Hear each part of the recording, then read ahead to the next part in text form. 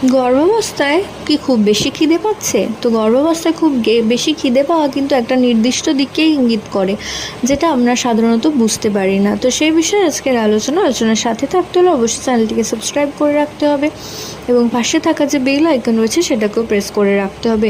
এতে করে ভিডিও আপলোডিংয়ের সাথে সাথে আপনারা নোটিফিকেশন পেতে থাকবেন।